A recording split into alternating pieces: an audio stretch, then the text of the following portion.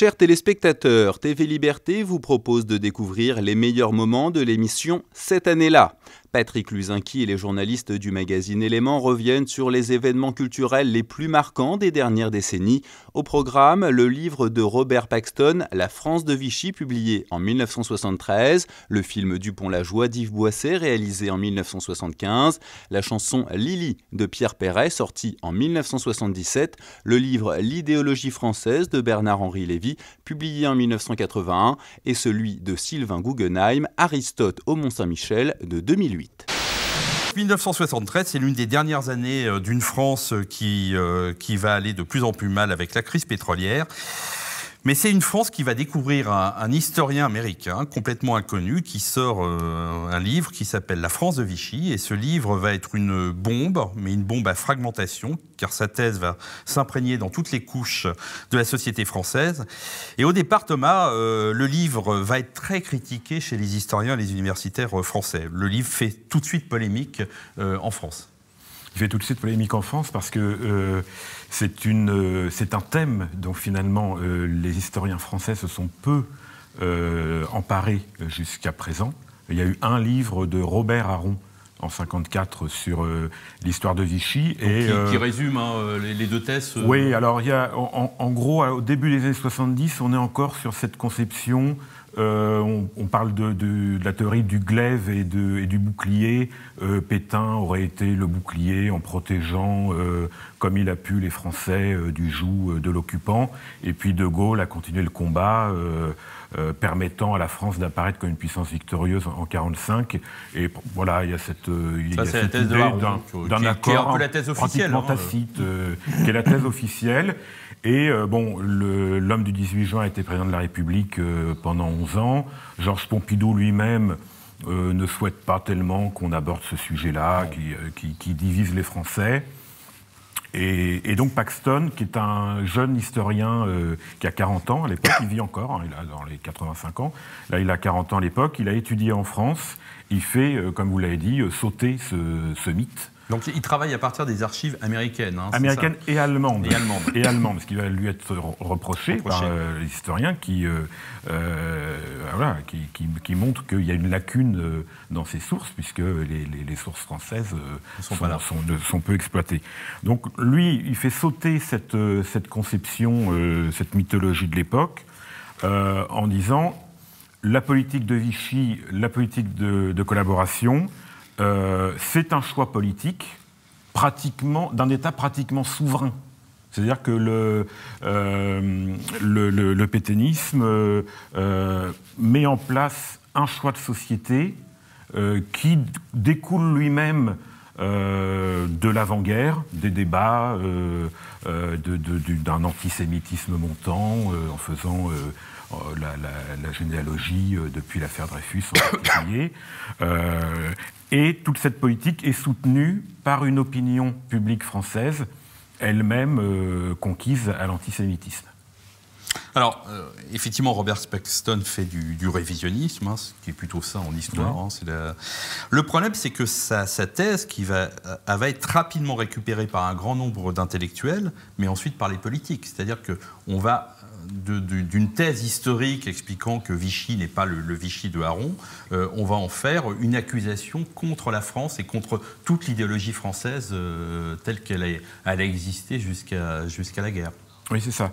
À partir du livre de Paxton, va naître l'idée que Vichy incarne la France dans son essence, et donc si Vichy est le mal, la France est le mal. Et on a parlé sur ce plateau il y a quelques mois de l'idéologie française. Donc c'est 81, Bernard-Henri Lévy, la France, pays du national-socialisme par essence, Sternel 2 ans plus tard, 83. Également, l'antisémitisme est une idéologie française. Et donc va naître aussi, avec ça, la critique de l'assimilation à la française. Donc si la France n'a pas protégé ses juifs, ce qui en plus est une contre-vérité historique, c'est que elle n'est pas rentrée dans la société multiculturelle, dans la tolérance de personnalités, d'une diversité culturelle, mais qu'elle veut contraindre les autres à devenir le même. Parce que, effectivement, nous vivons encore aujourd'hui sur l'idée d'une France coupable. Et cette idée-là, coupable à cause de Vichy, la France va être aussi coupable en Algérie. On va venir aujourd'hui sur l'époque de l'esclavage. On parle aujourd'hui de l'époque de Colbert. En gros, intellectuellement, c'est sans fin. Cette histoire-là. Et c'est à partir de Paxton qu'on aura cette façon de voir la France à travers l'histoire. Et donc de déconsidérer le roman national, une certaine histoire héroïque, et jusqu'à considérer que finalement tout ce qui est bon en France ou en Europe vient de l'extérieur. Dernière publication en date sur l'histoire mondiale de la France. Tout ce qui est bon vient de l'étranger. Et pour nous améliorer, on doit se défaire de ce qu'on est et toujours mieux accueillir l'autre et la personne. Ce film va avoir un succès populaire, mais avec le temps. Avec beaucoup de polémiques. Avec beaucoup de polémiques. Alors, il est effectivement, comme le disait Christophe, il est tiré d'un roman qui est écrit par Jean-Pierre Bastide et Michel Martin. Jean-Pierre Bastide est un militant d'extrême gauche. Ils ont réussi une belle victoire, un peu de métapolitique de la gauche, parce que ce film va, même si Yves Boisset, c'était pas son idée, va devenir le symbole de cette France beauf, raciste, parce que des années 70-80. Le film a échappé à Yves Boisset, mais ça c'est un grand classique du cinéma. La grande illusion, Renoir voulait faire un film antimilitariste, et ce sont ses acteurs qui l'ont amené au résultat contraire. Donc je pense que Yves Boisset, sans en être tout à fait conscient, est dépossédé de son film. Après, c'est pas un film manichéen, parce que parmi justement ces braves et joyeux campeurs, il y a aussi des gens très bien. Enfin, c'est pas... on ferait bien pire aujourd'hui. Non, mais là où c'est vrai, sur deux choses, c'est que c'est la première fois, on sent bien qu'en mai 68, l'ouvrier blanc français n'a pas rallié la Révolution, donc l'ouvrier, en fait, a trahi le peuple. Et trahissant le peuple, il a trahi la gauche. Donc on va se trouver un néo-prolétariat de substitution qui est le travailleur immigré. Après, ce qui est très intéressant dans ce film, il faut vraiment le voir, c'est un voyage dans le temps, parce que c'est une France qui n'existe plus. Déjà, on ne parle pas d'immigration, on parle de travailleurs immigrés. Il n'y a pas de regroupement familial. Et effectivement, avec les populations locales, c'est vrai que ça se passerait mal. Il y a des crimes racistes, c'est pas une vue de l'esprit, il y a des ratonnades. Mais oui, on parle d'une France où en plus, on voit les gens qui ont peur, qui changent de trottoir, sont plus les mêmes qu'aujourd'hui. Montrer ce film à un adolescent de 18 ans, on va dire, mais quelle est cette planète, quoi? Quelle est cette planète? Donc, effectivement, quelles que soient les qualités indéniables du film, son propos est assez contestable, mais tous les films sont par nature contestables. Il y a un intérêt documentaire, effectivement, de voyage dans le temps, mais comme revoir un film de Max Pécasse nous en dit beaucoup sur la société Giscard-d'Estaing, un Pompidolienne aussi. Oui, alors si on va à Max Pécasse, on fera un spécial Max Pécasse. Là, il y a beaucoup de choses à dire. Il y a une chose qui est assez intéressante, c'est que la jeune fille qui est agressée accidentellement par Jean Carmé, qui essaye de la violer, mais il la tue accidentellement, est jouée par Isabelle Huppert, qui 1 an auparavant avait joué dans Les Valseuses, une gamine qui se révolte contre ses parents. Ils étaient deux sur elle. Là. Ils étaient deux sur elle, c'était à l'époque de Vert et Depardieu. Il y a pas une guerre de génération. La jeune fille est un peu le symbole de cette France de la fin des années 70, et d'ailleurs, vers cette France un peu beauf. Les Valseuses est aussi un portrait en creux d'une France beauf, mais après... Il y a aussi un grand malentendu sur Les Valseuses, que c'est un film que la presse de gauche considère comme un brûlot d'extrême droite, et vice-versa. Moi, j'avoue que c'est ayant vu ce film à 17 ans, c'est ça qui a décidé de mon dessin politique, enfin, si dessin politique il y a. C'est grâce aux Valseuses. Ah oui, les Valseuses, ça m'a rendu l'extrême droite, oui. On aura tout entendu dans cette émission. Les coups des Rolling Stones aussi. Thomas, un mot sur ce film ? Je pense que c'est l'aboutissement aussi c'est une des suites de mai 68 et du divorce entre le monde ouvrier ou le monde des petits travailleurs et puis de l'intelligentsia étudiante ou jeune, ou du monde intellectuel. Et puis c'est le début de ce que Jacques Julliard avait appelé dans les colonnes d'éléments l'année dernière, avait appelé le prolétariat de substitution, où la gauche s'est trouvée un prolétariat de substitution avec l'immigré. sur fond de démarxisation, et j'ai rien à ajouter à cela. Simplement, par rapport à Nicolas Gauthier et à Christophe Maxime, hein, je suis surpris par votre réaction, messieurs. C'est un film raciste, censé dénoncer le racisme, mais c'est un film raciste. Tout est essentialisé dans le film jusqu'au titre, Dupont-la-Joie. Et c'est la manière, en effet, dont les élites culturelles se représentent la France d'en bas, c'est-à-dire les petits boutiquiers, les franchouillards. Hein. C'est ce que Philippe Muret appelait l'artistocratie, c'est la contraction des artistes et de l'aristocratie. Et vraiment, ça répond à toute la... C'est la manière, c'est le nouvel indigénat, au fond. Le petit blanc est le nouvel indigène. Et il est défini et décrit selon une critériologie raciste, hein, au sens où on parlait de racisme à la fin du XIXe siècle, hein, au sens où dans les expositions coloniales, il y avait des pavillons coloniaux, quoi. C'est-à-dire qu'on accumule les perles comme on accumule les stéréotypes. C'est pas tout à fait ça. Attends, je finis. Ouais, et on va pas relancer. Et il se trouve qu'en outre, c'est un film qui a terriblement vieilli, qui est jauni, à la couleur jaunie, où les comédiens surjouent, enfin leur rôle de limonadier poujadiste. Hein. Enfin, c'est consternant, ce film. Hein. Bon, chacun se fera son avis. En tout cas, je vous recommande de revoir, parce que sur le plan des années 70, c'est quand même un film qui est très symbolique de ce qui va se passer ensuite avec... on est déjà sous Giscard. C'est toute la période giscardienne.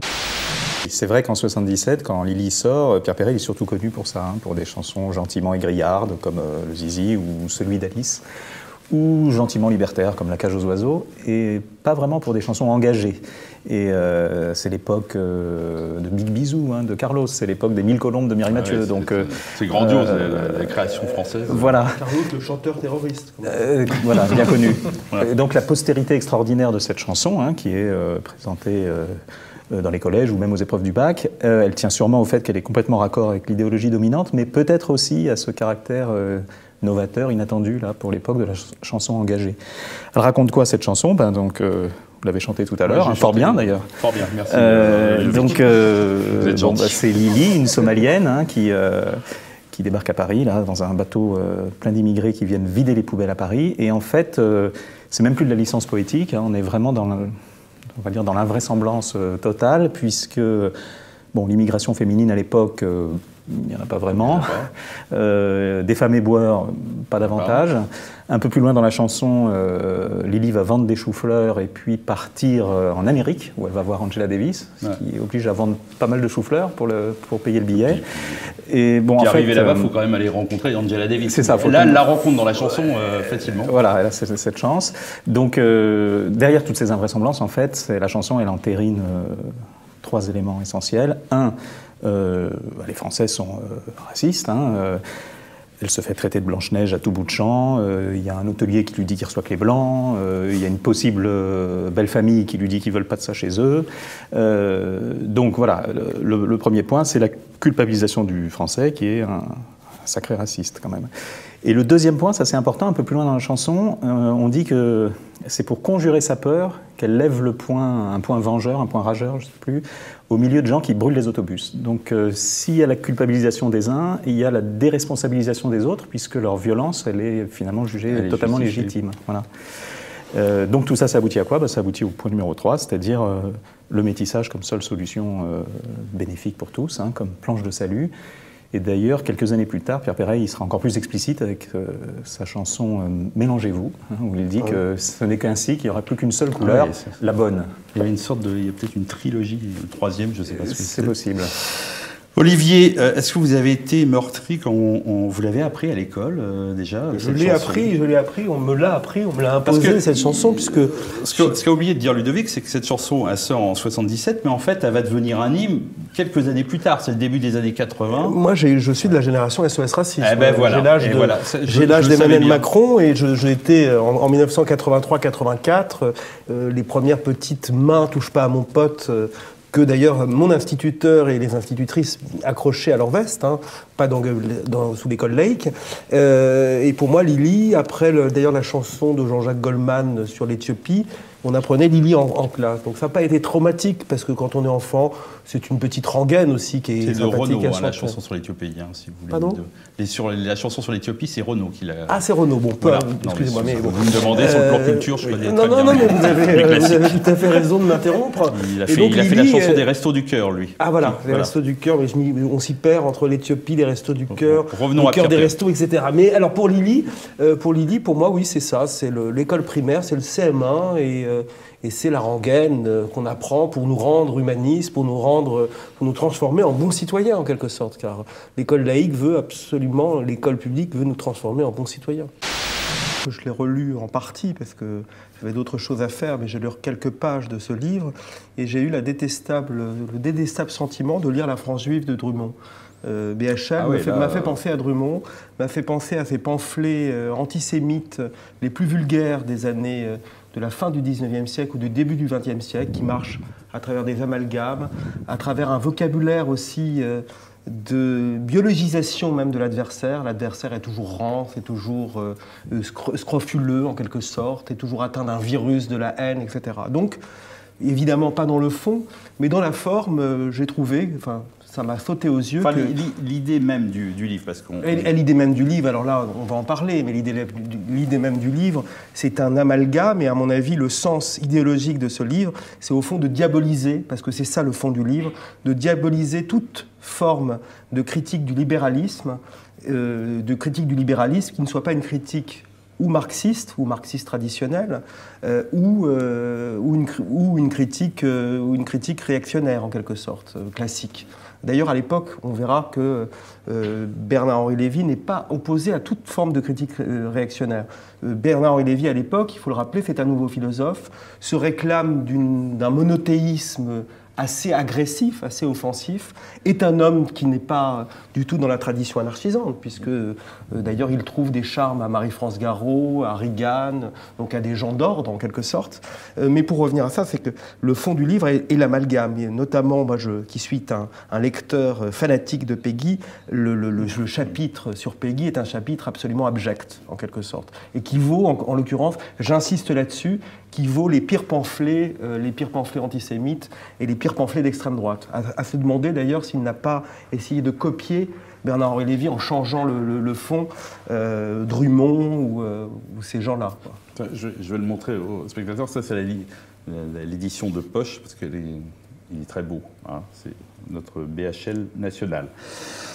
David, vous avez repris vos fiches de lecture pour nous, parce que je dis vous l'aviez lu. Il y a une grosse, alors ça nous concerne nous-mêmes, nous, gens d'éléments, il y a une grosse critique de la nouvelle droite qui est pas mal visée dans ce livre. Oui, en fait, la critique du livre porte essentiellement sur deux groupes que sont la nouvelle droite, nommément citée toujours entre guillemets, et merci pour les guillemets finalement, on les réclame depuis tellement longtemps ces guillemets, et le Parti communiste français, qui sont d'ailleurs renvoyés un peu dos à dos parce que ce qui est reproché à l'une est aussi reproché aux autres, en dehors des questions religieuses liées à la critique du paganisme, mais ça on n'en parlera pas aujourd'hui, c'est un peu complexe. Ce qui est reproché effectivement c'est à ces deux mouvements que sont les communistes et la nouvelle droite, c'est de mener une critique radicale de l'argent, du capitalisme et des États-Unis. Ce qui, selon BHL, sont deux faux nez pour cacher l'antisémitisme. Et en cela, on peut dire qu'il a fait Florès, car aujourd'hui, les discours anticapitalistes sérieux ne peuvent plus être désamorcés que grâce au chantage à l'antisémitisme, parce que si on se met à parler économie de manière posée, on finit par ne plus pouvoir faire taire son contradicteur, ce qui est très ennuyeux. Et pour aller dans le sens de ce que disait Olivier François sur le caractère un petit peu rhétorique d'extrême droite, encore qu'il y ait aussi quelque chose, il y a beaucoup d'effets de manche, c'est une langue très amphigorique, mais on croirait lire du Drummond, sauf qu'on remplace les Juifs ou les métèques par les Français. J'ai recueilli quelques expressions au sujet de la France, du peuple français ou de l'esprit français. que je vous cite en vrac, ventre abominablement fécond, nausée, relent, ignoble, fange, relent les plus infects, infâme, abjection, abjection française, ignominie, meute française, infamie, petit lopin de boue, gros bon sens français, grande plaie purulente, France de salopard, vieux fond de purulence, source vénéneuse, homme de glèbe, peuple de boue embourbé dans l'épaisse, lombreuse tourbe de France, fanatique de la France, nains nationaux, sous-développés parisiens, refoulés pestilentiels, la France des crétins et des canailles, la France noire, le visage d'ordure et enfin la bête française aux mufles très ordinaires. Évidemment, on pourrait croire... Très bien, David. Après, on dit que les Suisses... Non, mais on dit que les Suisses parlent lentement. Un livre qui va faire scandale, c'est Aristote au Mont-Saint-Michel. Alors, Olivier, présentez-nous la thèse de ce livre de l'historien médiéviste Sylvain Guggenheim, qui au départ n'est pas vraiment considéré comme un historien sulfureux. Non, parce que c'est un médiéviste, spécialiste notamment de certains corps militaires. Il avait écrit un très beau livre, je crois, sur les Templiers, me semble-t-il.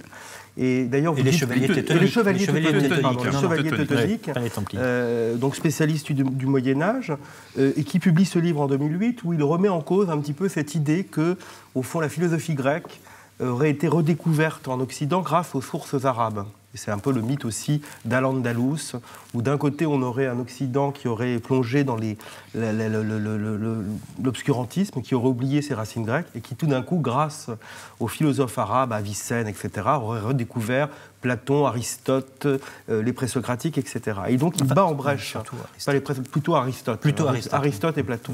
Et Sylvain Guggenheim bat en brèche cette idée en montrant que d'abord les liens avec Byzance, entre Byzance et l'Occident, même s'ils étaient tenus, n'avaient jamais été vraiment rompus, qu'à travers notamment aussi les pères de l'Église, puisqu'on connaissait les pères grecs, Saint Grégoire de Nazianze était commenté en Occident, donc on avait des traces. Et il remet en cause donc justement cette idée très idéologique, on le verra, que nous devons tous aux sources arabes quant à la redécouverte de la philosophie grecque qu'on n'avait jamais cessé de commenter au fond.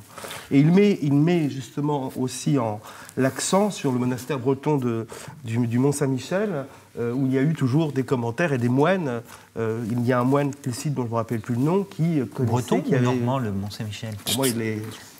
Ouais, vous avez écrit ça. Là, ça va être une polémique. On n'a pas le temps de voir tout ce sujet qui est un donc il met en brèche dossier, cela, et quand le livre paraît, au début, moi j'aimerais noter qu'il ne fait pas du tout scandale, puisque Le Monde, Roger Paul Droit fait l'éloge de ce livre. Ouais. Sylvain Guggenheim a aussi une attitude très humble. Il ne veut pas imposer un dogme. Il ne veut pas passer du dogme des sources arabes au dogme... Il est assez mesuré en réalité. Il est assez mesuré, exactement. Il ne dit pas le contraire de... Enfin, il ne va pas sur le... on doit tout au... et il montre d'ailleurs que pour certains textes scientifiques, en effet, ont été redécouverts grâce aux sources arabes. Donc c'est un texte très mesuré.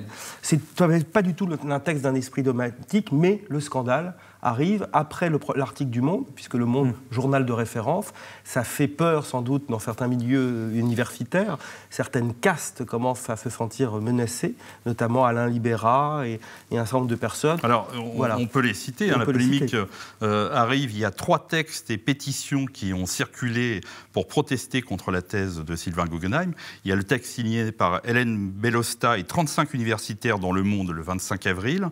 L'appel de plus de 200 enseignants, chercheurs, personnels, auditeurs, élèves et anciens élèves de l'École normale supérieure, lettres et sciences humaines le 28 avril. Un texte de 56 chercheurs en histoire et philosophie du Moyen-Âge dans Libération. Alors là, il y a le monde universitaire qui est contre lui et on va même lui demander d'être, que ses pairs surveille si le travail a été bien fait. Exactement, et on voit d'ailleurs toute la somme d'esprit inquisiteur que recèle l'université française.